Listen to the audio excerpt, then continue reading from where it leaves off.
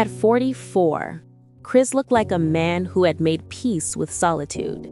A steady job, a quiet apartment, and routines precise enough to hide a secret. On paper, he was stable. But behind the screens he built for a living, he was also building walls around himself, walls that no one ever crossed. He had never been with a woman, not once, and yet every night his world pulsed with the illusion of intimacy. Pixels, not people. Desires simulated, never shared. It wasn't abstinence that defined him, it was exile. To the few friends who knew, he said he was waiting for something real. The truth was harder to name. He didn't believe he was capable of it anymore. Years of shame had trained his body to flinch from the very thing it craved. Some nights he stared at his reflection in the darkened screen of his laptop and wondered, how can someone know so much about pleasure and never feel it? When the loneliness became unbearable, he made a decision that felt impossible. He would tell the truth. One video, no filters, just confession. He didn't expect anyone to watch. He didn't expect it to matter. But the video didn't disappear. It spread. Thousands of people, men and women alike, began to write to him. And among them, one message stood out. From a woman who wasn't shocked by his secret, but saw herself in it. That message would change everything. Because sometimes exposure is where healing begins. Chris's life ran on precision. The same logic he used to build code now shaped his days. Wake up at 6, coffee with 2 sugars, commute through the same quiet streets to the same office where monitors glowed brighter than faces. He liked the predictability. It made him feel safe. Predictable things didn't ask questions. They didn't notice what was missing. In the office, he was known as dependable, quiet, almost invisible. The kind of man who solved every problem but never joined the team dinners. His coworkers assumed he preferred solitude, that he simply wasn't a people person. What they didn't see was that solitude had stopped being a choice years ago. It had become a sentence. His apartment in Albuquerque was spotless, minimalist, controlled. A small desk with 2 monitors, a bed always made, curtains half drawn as if he couldn't decide whether to let the world in or keep it out. On weekends, he fixed bugs for open source projects, ordered takeout, and scrolled through forums full of strangers pretending to be close. Behind the order lay a quiet panic. The longer he waited to experience intimacy, the heavier the waiting became. Virginity at 44 wasn't innocence anymore. It was proof of isolation. Every attempt to date ended the same way. Enthusiasm, then withdrawal, then silence. He knew how to maintain distance without appearing cruel. At night, the pattern was ritual. Laptop open, search bar glowing. He told himself it was harmless, just another escape. But it wasn't. It was a habit that carved grooves into his nervous system, a substitute for connection that mimicked control. Pleasure without presence, release without relation. He told himself he could quit whenever he wanted, but each time he tried, the silence felt unbearable. The body, after all, doesn't crave fantasy. It craves witness. Years of that repetition shaped him. His body flinched at real contact, even a handshake held too long. His eyes avoided intimacy. He had trained himself to anticipate rejection before anyone else could deliver it. It was easier to live alone than to risk being seen. He sometimes remembered his teenage years, the Sunday sermons about purity, the warnings that desire was dangerous. The words had burned deep. He thought he was protecting his soul by suppressing his hunger. He didn't realize he was also starving his heart. In therapy later, he would describe it like this: I was taught to wait for love so pure it never arrived, and in the waiting, I learned to disappear. Still, something inside him refused to die, the small, flickering hope that maybe it wasn't too late to feel something real. That hope grew quietly during his nights of exhaustion and self-doubt, until one evening, he stumbled upon a viral challenge online, the honesty box. People sharing one raw truth about their lives. No edits, no masks. He watched dozens of videos, a woman confessing her fear of aging, a man admitting his affair, another saying he no longer believed in love. Each story left him strangely breathless. There was something sacred in the risk of exposure. That night, without much thought, he turned on his webcam. The recording light glowed red. He hesitated, then whispered, "My name is Chris. I'm 44, and I've never been with anyone." The silence that followed felt endless, but beneath the fear, something uncoiled, a release he hadn't expected. For the first time, he wasn't hiding. He clicked upload and closed the laptop. The screen went black, reflecting his own face back at him. Still alone, but no longer invisible. He didn't know it yet, but that small act of honesty had just cracked open the walls he had spent a lifetime building. The morning after he posted the video, Chris expected nothing. Maybe a few views, maybe quiet mockery from strangers. He checked his phone at breakfast out of habit, prepared for the usual digital silence. But the silence was gone. Notifications poured in, hundreds of them. At first, he froze. Then he read. Some messages were awkward encouragements. "Man, that's brave." Others were confessions disguised as replies. "I'm 39 and still waiting too." Some were angry, some curious. But a few, just a few, felt like echoes of his own loneliness sent back across the void. He scrolled for hours, dizzy from the realization that he wasn't unique in his isolation. That shame, the weight he had carried alone for decades, had company.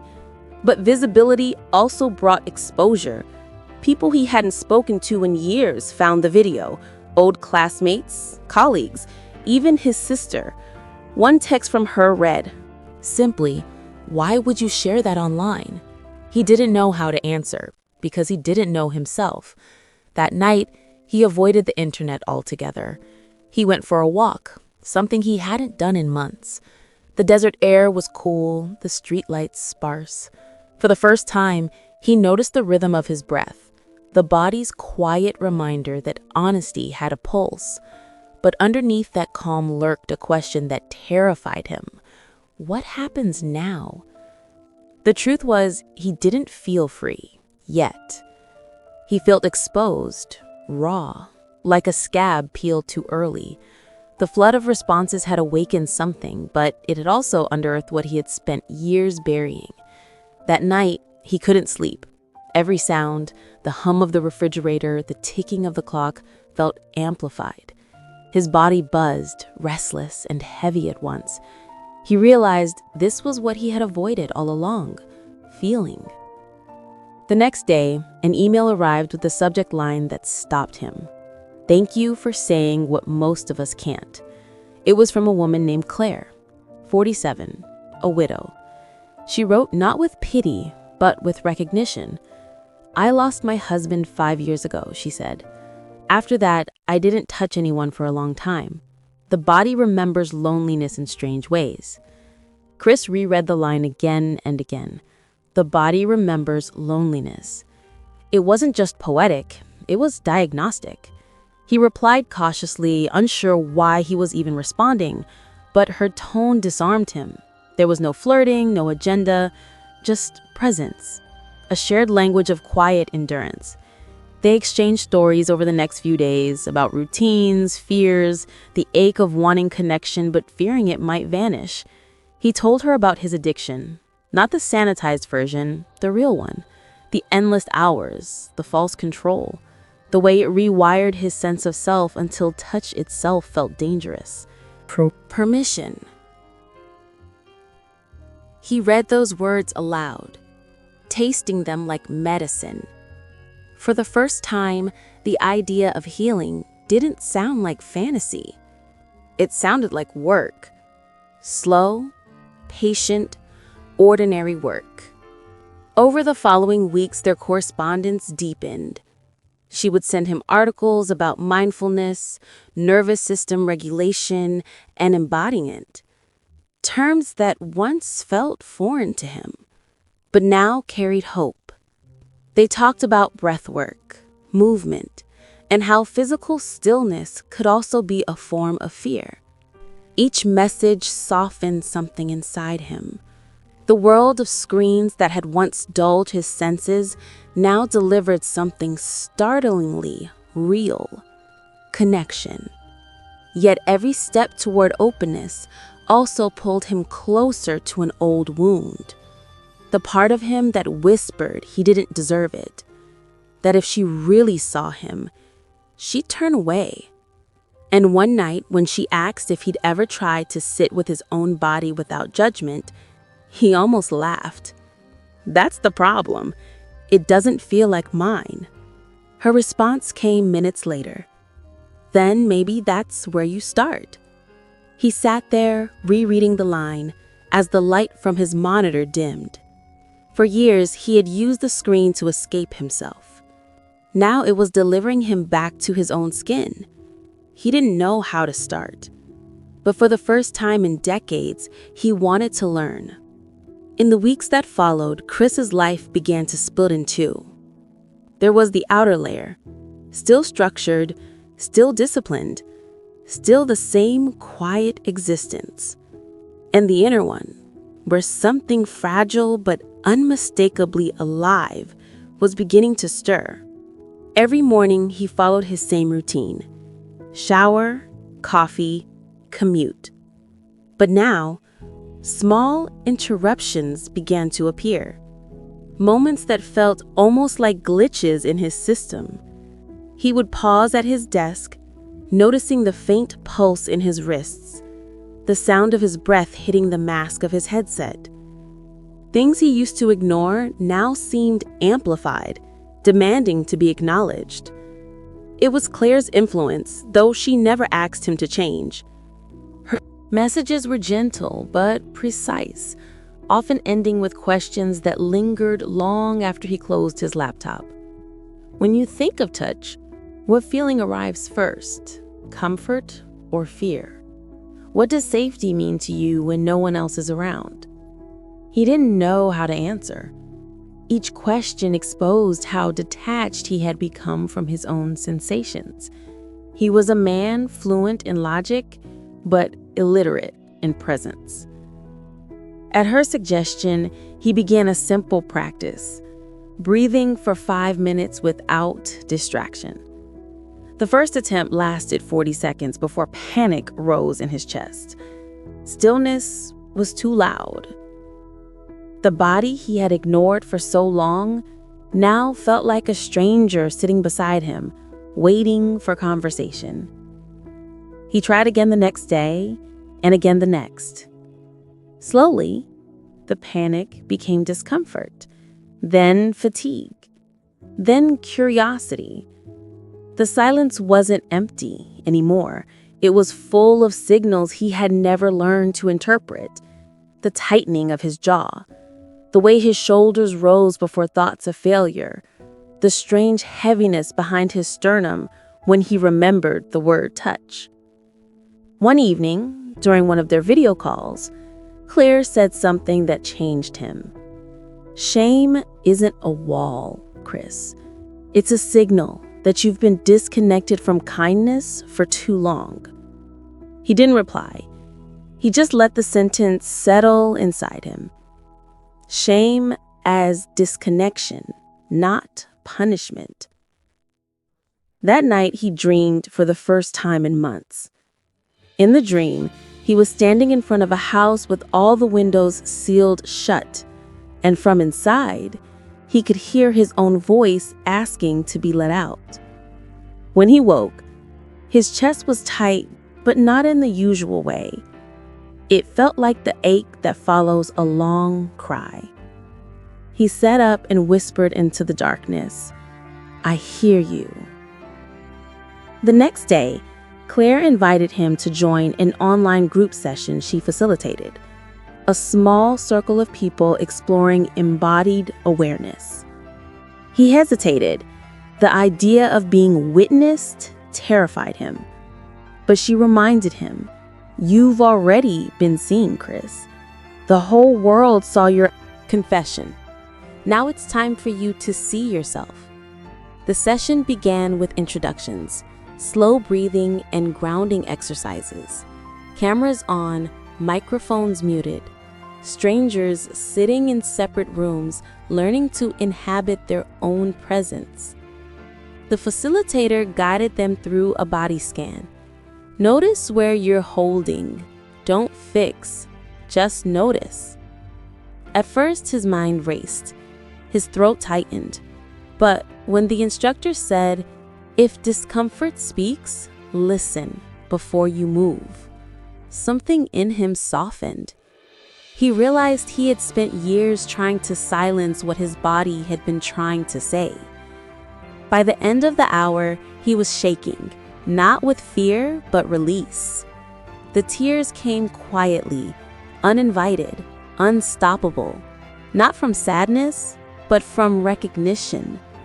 The body remembers, Claire had written, and now it was remembering him.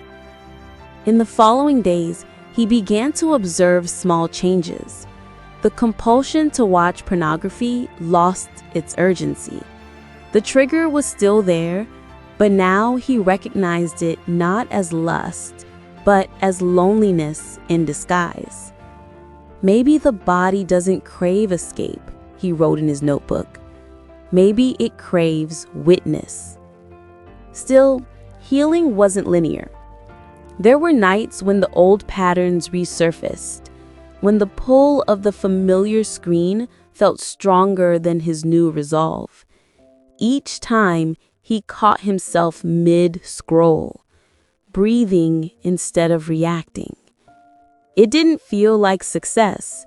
It felt like standing at a crossroads, choosing to stay present, even when presence hurt.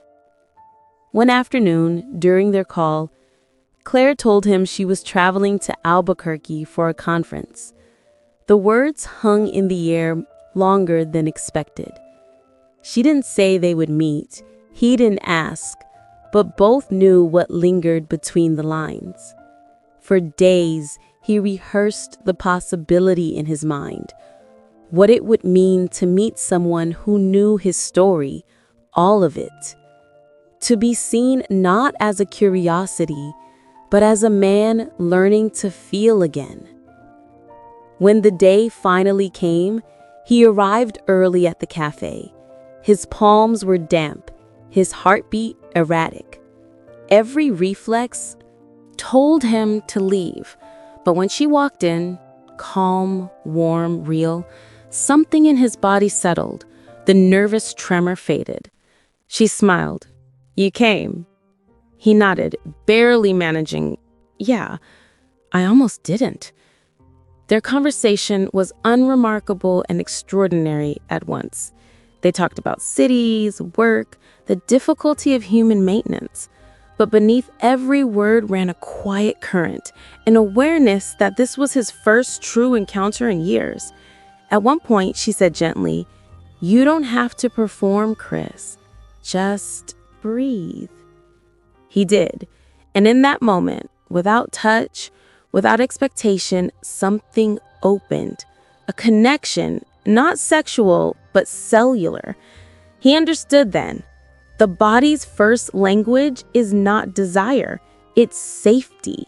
And for the first time in his adult life, he felt fluent. They met again the next day, not for romance, but for air. Claire suggested a walk by the river where cottonwoods leaned.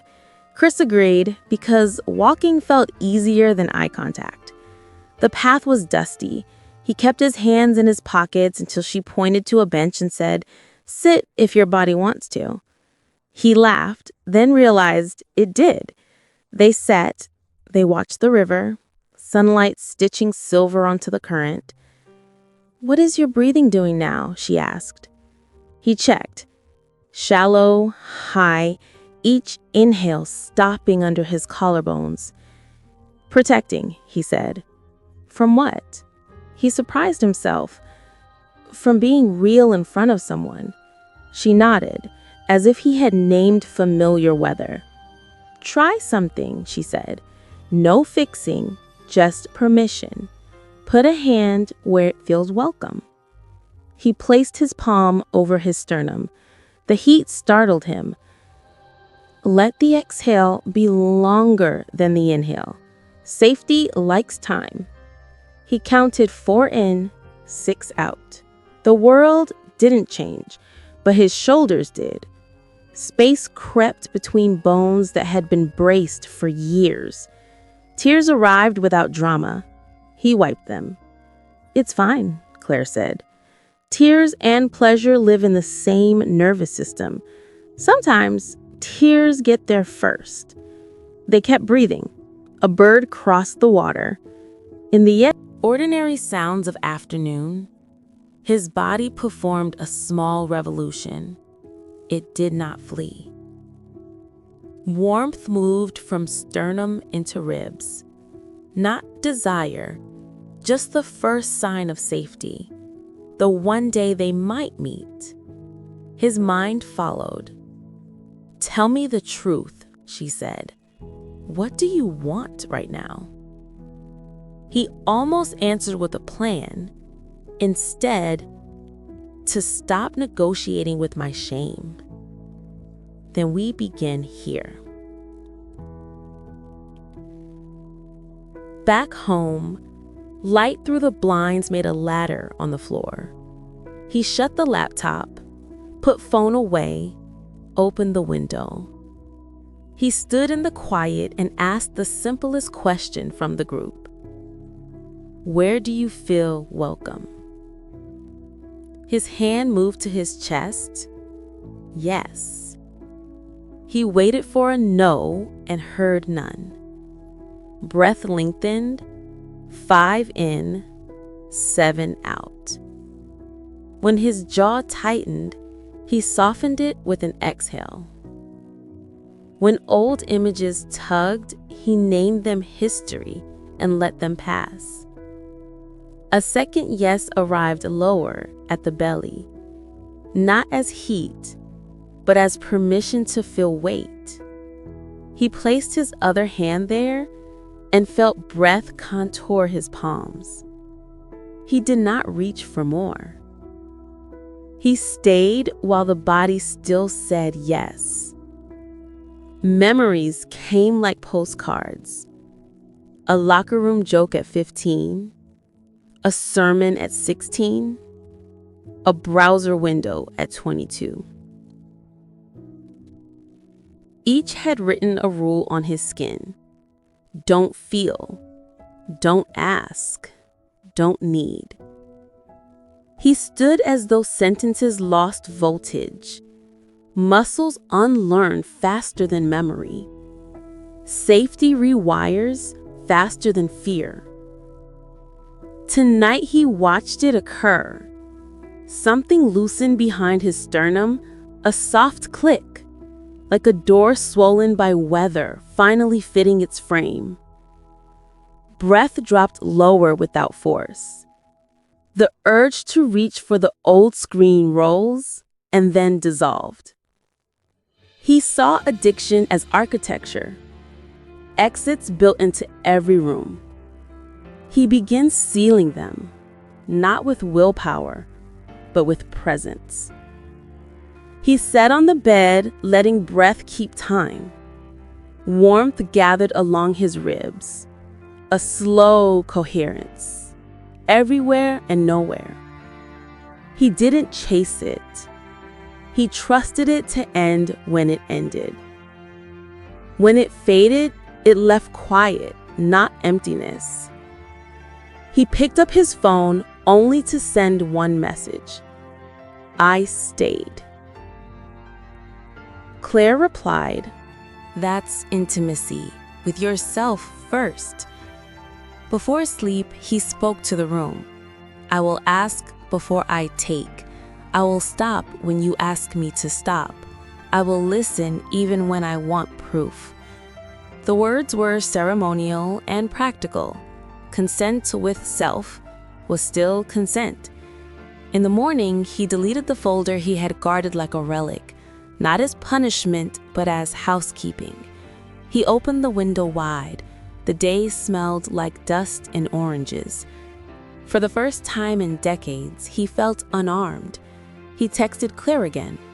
"Breakfast?" Her reply, "Yes, bring the version of you that breathes." In the weeks after that morning, something in Chris's rhythm changed. It wasn't dramatic, no grand awakenings or cinematic realizations, just a quiet shift in gravity. The days felt heavier in a way that grounded him instead of weighing him down. He began noticing what his body had always tried to tell him: the way his shoulders tightened when he overthought, how his breath shortened when someone got too close. Instead of fixing those things, he began to greet them. "You're safe," he would whisper. It felt awkward at first, but even awkwardness was better than absence. His relationship with screens evolved too. He didn't declare war on them, he learned to stay. When the old urges surfaced, he breathed through them. Each exhale was a choice not to abandon himself. Each inhale, a small reunion. The thrill of the image was losing to the depth of the moment. Claire noticed it first. "Your pauses are longer now," she said during one of their calls. "You're not rushing to fill the silence." He smiled. "Maybe I'm learning to trust it." They started meeting on weekends, parks, bookstores, sometimes just long walks without destination. There was no pressure to define anything. Their conversations weren't about romance. They were about being. Two people who had learned to hide, now practicing the art of staying visible. Once, while sitting on a park bench, Claire reached out, not to hold his hand, but to touch his sleeve. Lightly. "You see," she said, "contact isn't always about taking. Sometimes it's about confirming you exist." Something in him opened at that moment. It wasn't desire, but recognition. The realization that his body was no longer an enemy. It was part of the conversation. At home, he started cooking more, leaving the television off, letting silence move through the apartment like music. He journaled, not to confess, but to record evidence of progress. "I didn't retreat today. I listened without defense. My body said yes before my mind found reasons to doubt it." Weeks turned to months, and what once felt impossible became natural. His nervous system no longer mistook safety for boredom. He laughed more. He slept deeper. And for the first time, he didn't dread Sunday evenings. One night, as he prepared for bed, he caught his reflection in the dark window. Same face, same lines, but something softer. He realized then, healing hadn't made him someone new. It had returned him to someone ancient, the man he was before fear rewrote his code. And in that quiet reflection, Chris finally whispered what he'd been waiting to say all along: "I'm home." Months later, Chris found that his story no longer belonged to secrecy. It belonged to meaning. The confession that had once felt like exposure had become a bridge. Strangers still wrote to him, some in gratitude, others in pain. Men admitted things they'd never said aloud. Women shared memories of being unseen, untouched, misunderstood. He read every message slowly, knowing what it cost to send them. He didn't answer with advice. He answered with honesty. It takes time.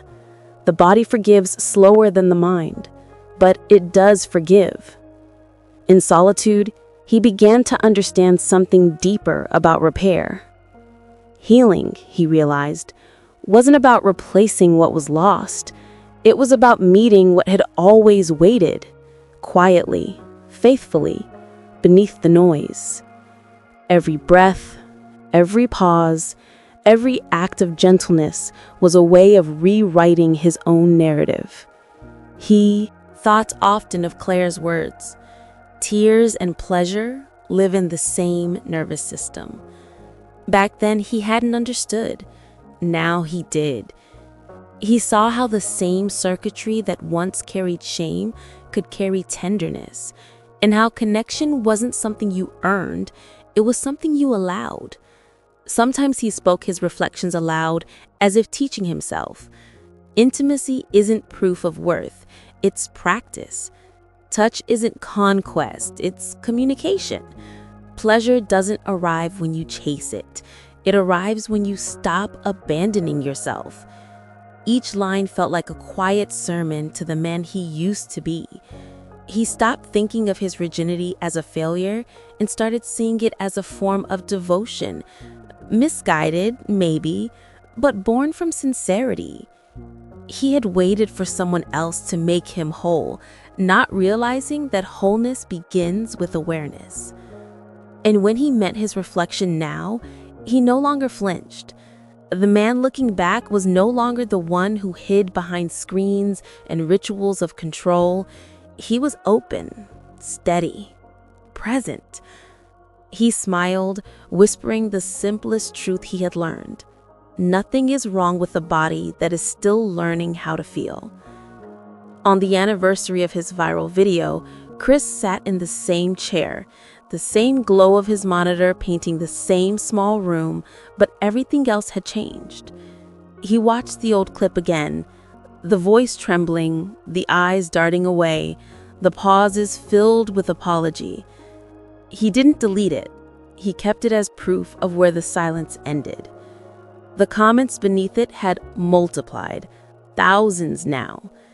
Some celebrated, some questioned, some mocked. But somewhere inside the chaos, he saw what he hadn't seen before, the collective ache of people learning to return to themselves. He closed the screen and turned to the open window. Outside, the city moved in its ordinary rhythm, cars, laughter, distant sirens. Inside, his breathing matched it. Even now, his body spoke the same language as the world. Inhale, exhale, pause. Life, always negotiating between letting in, letting go. He thought about everything he had unlearned, the armor, the chase, the need to prove. How the body had once been a battlefield, then a stranger, and finally a home. Healing hadn't erased his solitude, it had redefined it. Solitude was no longer a wound. It was a place to listen. When people asked him what he had gained, he said presence. When they asked what he had lost, he said the illusion that I needed fixing. He smiled then, realizing that all the education he'd received, religious, academic, professional, had missed the most human lesson, that the body is not a problem to solve, but a conversation to continue. He began to imagine something new, a project perhaps, a quiet space online where people could talk about intimacy without shame, a channel, not of instruction, but of reflection, real voices, real stories, no filters, no scripts, just the truth spoken gently. He didn't want to be a teacher. He wanted to be a witness. He drafted the first words for the trailer. This isn't about sex. It's about coming home to yourself. He paused. The phrase felt right, clean, simple, alive. Before closing the laptop, he whispered one last question to the night, not expecting an answer, but leaving space for one anyway. What would happen if we all stopped trying to perform intimacy and started practicing it? The air was still. Then a breeze passed through the room, brushing against his skin like agreement. He smiled, took a long, steady breath, and spoke softly, half to the camera, half to himself. The body remembers safety. Sometimes it just needs a story to remind it how to return. Fade out. Silence. Then a heartbeat. Slow, steady, alive.